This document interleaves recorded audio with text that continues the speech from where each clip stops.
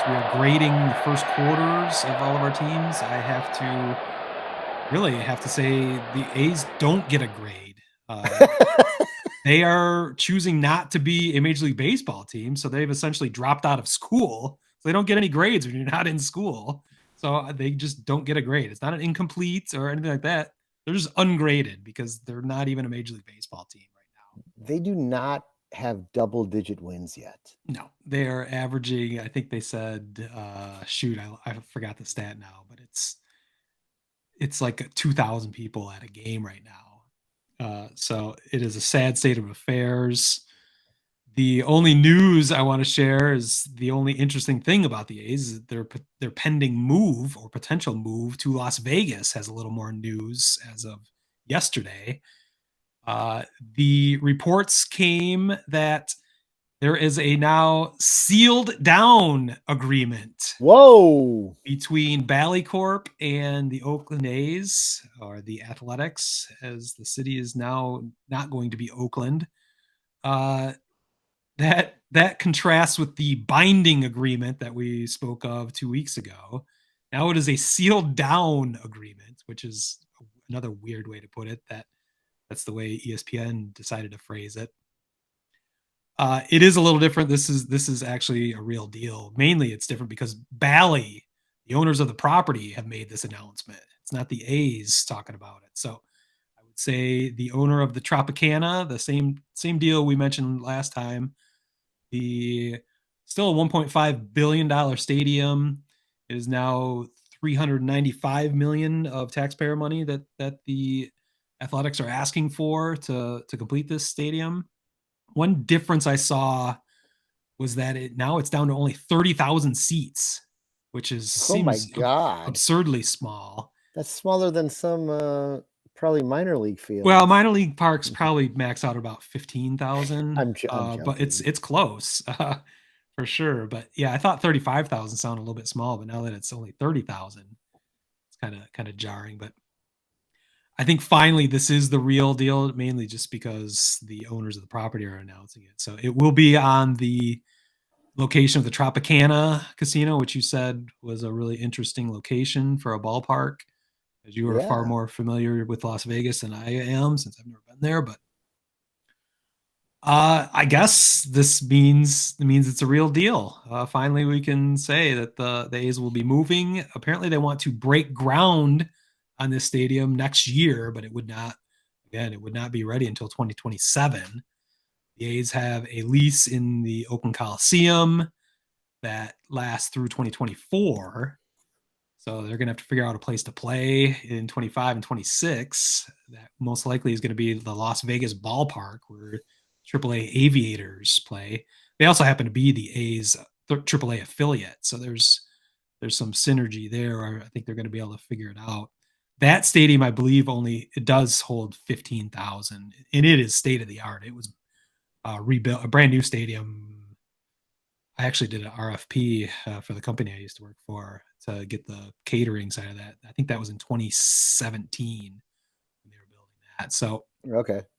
it's a cool ass stadium. I do have some graphics up in that stadium actually because I still do work for the catering company that runs their concessions. So it's a small little tidbit I like to throw in there from time to time.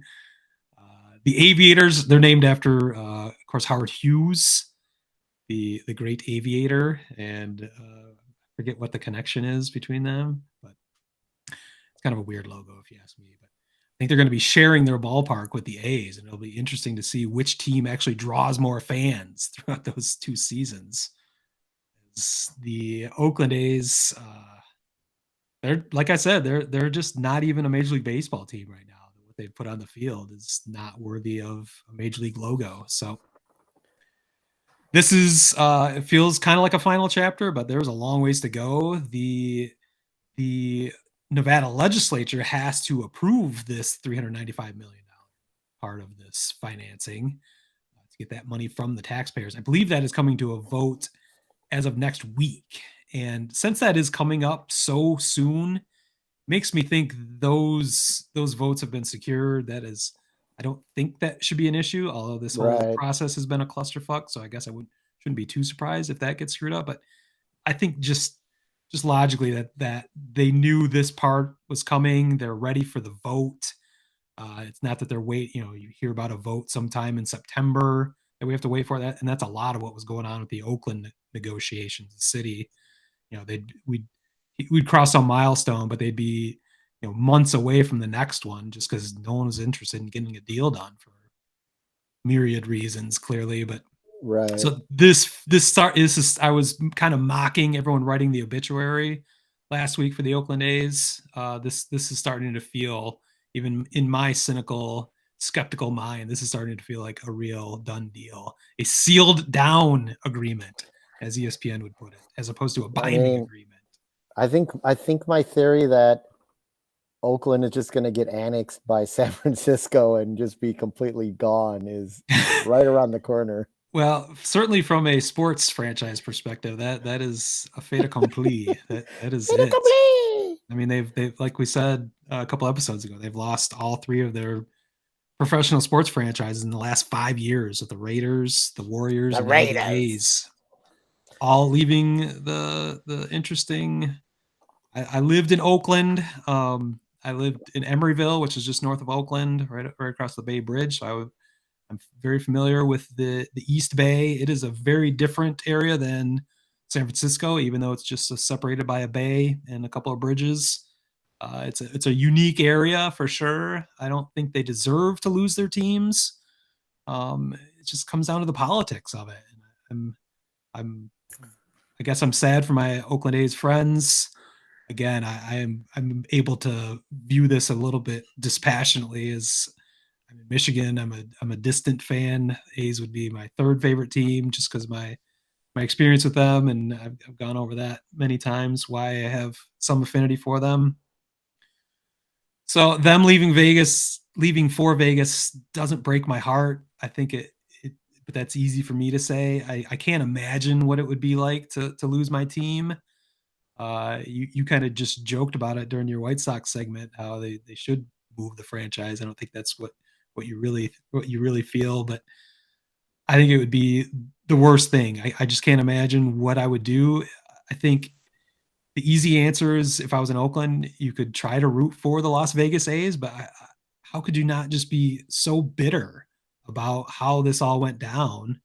How how wrong all of this was, how the owner just was trying to get more of your taxpayer dollars, and you said no. He already had enough of your money. So he just took his plaything and left. And it's not like they have a short or embarrassing history there. They have an incredible history over their time there. Multiple champions. I think they won 4 championships in Oakland alone. It's just sad. I feel for you. I just there's more to this. We'll be getting updates from time to time, but I don't know why I would talk about the A's for the rest of this season. I mean, I couldn't even give them a first quarter grade because they're so irrelevant. The only interesting about them is this potential move. So it's gross, all of it. I guess you could say Las Vegas fans can rejoice. I don't know much about Vegas. I Everybody thinks of it as a transient town, because it's all based on tourism.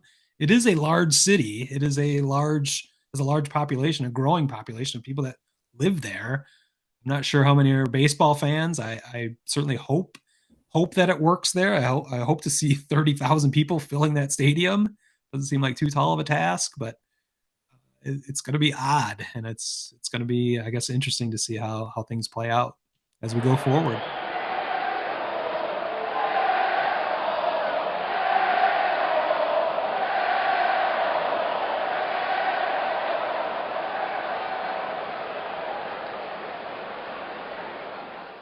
Word Hole Media.